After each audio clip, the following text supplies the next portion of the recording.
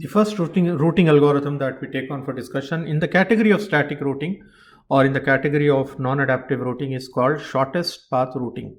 Now, this routing algorithm is based on Dijkstras algorithm. Remember, we have also seen earlier in operating system also Dijkstras was a famous computer scientist responsible for implementation of semaphore.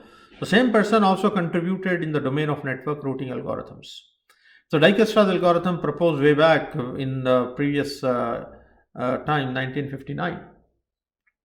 Now this is based on what we call algorithm design strategy called greedy method.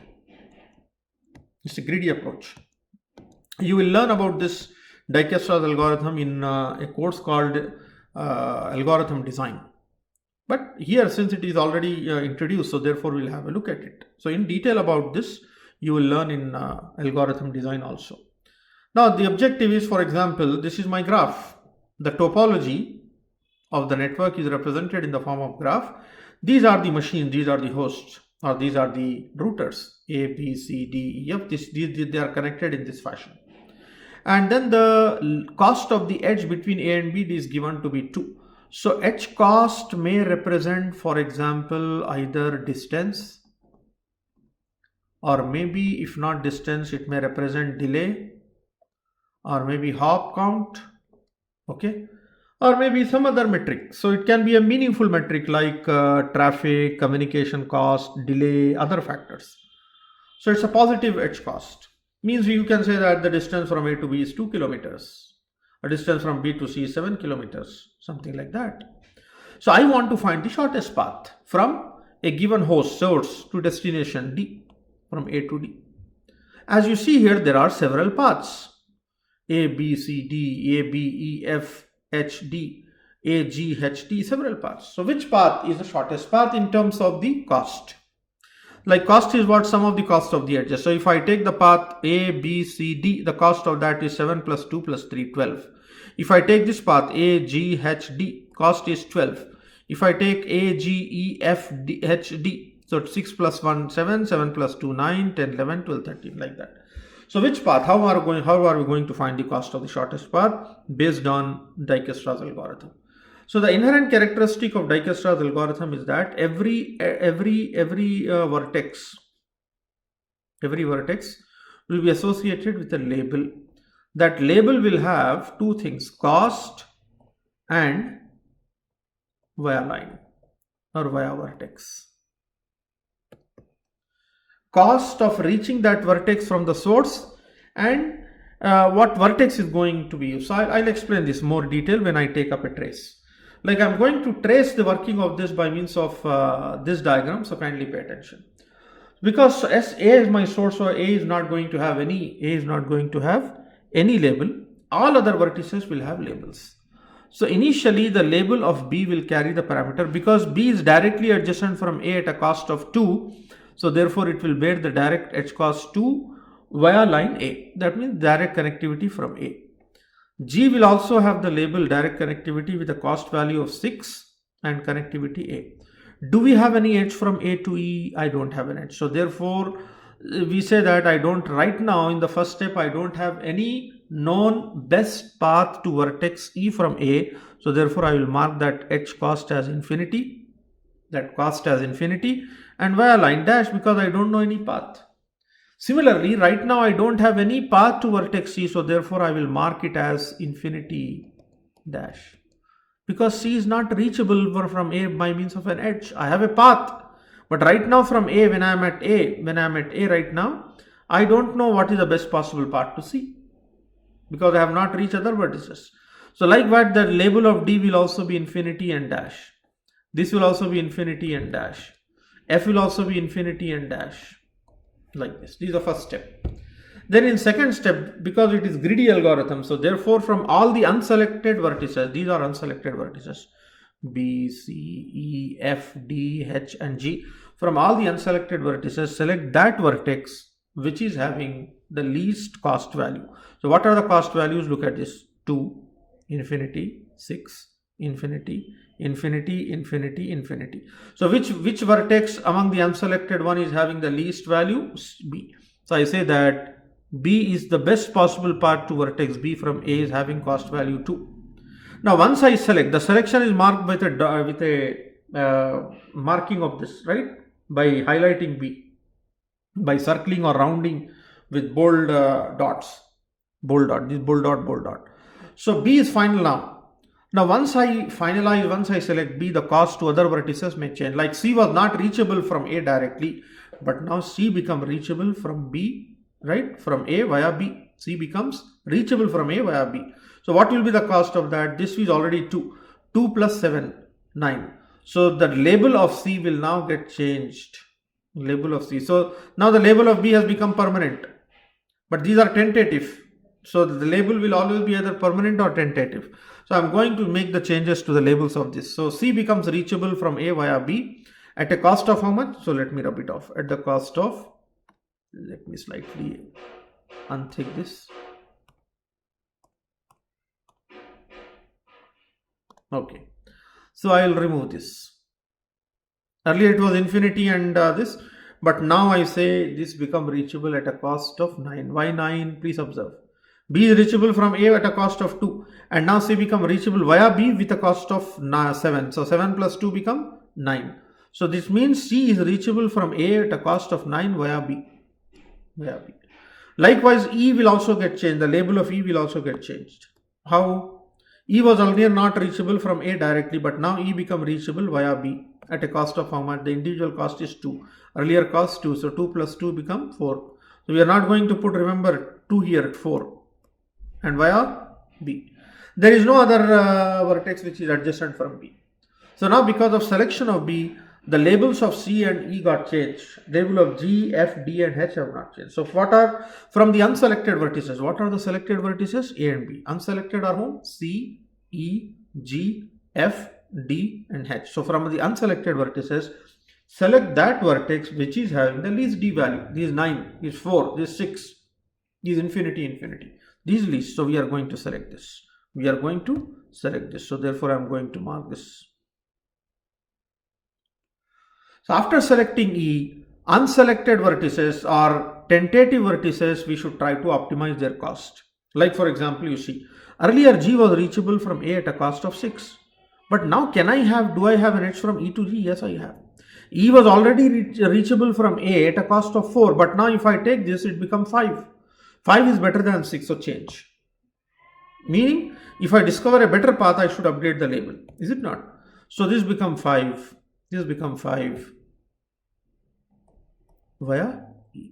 So I got a better path of reaching G from A at a cost of 5 via E than direct link A. Are you getting my point? So this is the better path. So I reflect it. Likewise, from E I have to vertex F. So the label of F should also change. So what should it change? Come on, tell me if you observe. This should be changed like infinity. Now it becomes 4 plus what is the cost of this link? 2. So 4 plus 2 it becomes 6. 6 via E. That's it. I don't have any other edge from this. Now what are tentative labels? Tentative labels are C, D, F, H and G. So from among all these you should select that one which is having the least label value, least cost value.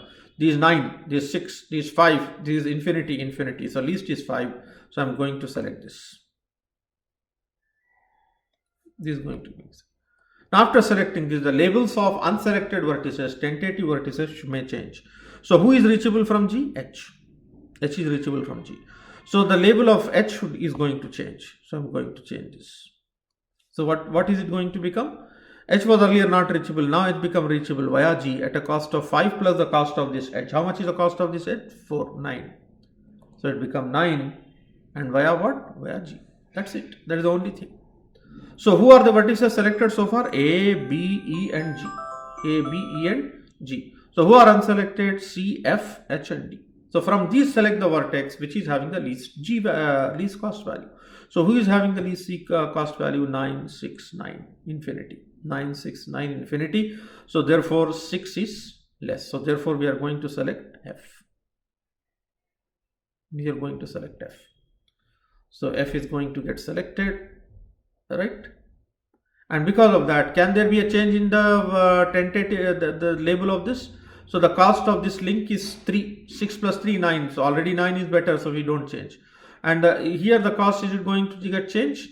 6 plus 2, 8. 8 is better than 9. So therefore I change this. So what am I going to write? I am going to write here 8 via f. That's it. So who is going to become the next selection? We have already selected all these vertices. So unselected are whom? C, D and H. So C, D and H. So who is going to get selected? 9, 8, infinity. H is going to get selected. Now after selection of H, the only vertex which is adjacent from H is D. So therefore this is going to get selected. This is going to get updated. So what am I going to update here? Come on. This is going to update it from infinity as what? It is going to become, for example, 8 plus 2, 10 via H. But I don't know whether it is for a final or not, because there is another possibility. Now what are the unselected vertices? So this is also got selected. Unselected vertices are C and D. So from among them, select the one having the least D value. I select this. So I got selection of C. Now with C, I should see whether am I going to have a better part to D. So 9 plus the cost of this link is 3. 9 plus 3 become 12. 12 is greater than 10. So I say this is not better. So what is the better path to D? Better path cost is 10 via H. So if I try to construct the path, then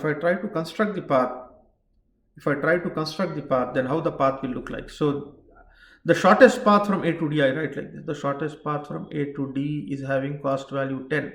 And how we are going to reach that? How are we going to reach that? Look at this. From D, when I'm reaching D via H. Now come to H. I'm reaching H via F. Come to F. I'm reaching F via what? E. Okay, come to E. I'm reaching E via what? B. And I'm reaching B via what? A. That's it. There's a path. A, B, E, F, H, D. Look at the cost. This cost is 2. This cost is 2, 4. 4 plus 2, 6. 6 plus 2. 6 plus 2. 8. 8 plus 2. 10. This is the path. So finally this is the path. That's it. A, B, E, F, H, D. This is the working of Dijkstras algorithm. You have to implement this in your lab. So the high level algorithmic structure is described in the textbook. You can have a look at it and try to build up understanding. Same thing, I try to show the points in the form of PPT. Have a look at it. Every node is labeled in parentheses with its distance from the source node along the best known path. I have already explained. The distances must be non-negative, as I told earlier, representing quantities like bandwidth and delay. Initially, no paths are known, so all nodes are labeled with infinity. I told that point. And as the algorithm proceeds, paths are found. The labels may change, reflecting better paths. A label may either be tentative or permanent. I told you that. Initially, all labels are tentative, and when it is discovered that a label represents the shortest path from the source to that node, it is made permanent and never change thereafter. So if at all in the exam they ask you explain Dijkstras algorithm, you need to explain this. That's why I've taken short notes from the textbook. Otherwise, if you try to read from textbook, it will be too lengthy. So I have summarized the discussion for your convenience here. Please follow that and interpret. Same thing which I did earlier is now shown step by step. You can have a look at this. This is the initial state. So A is selected.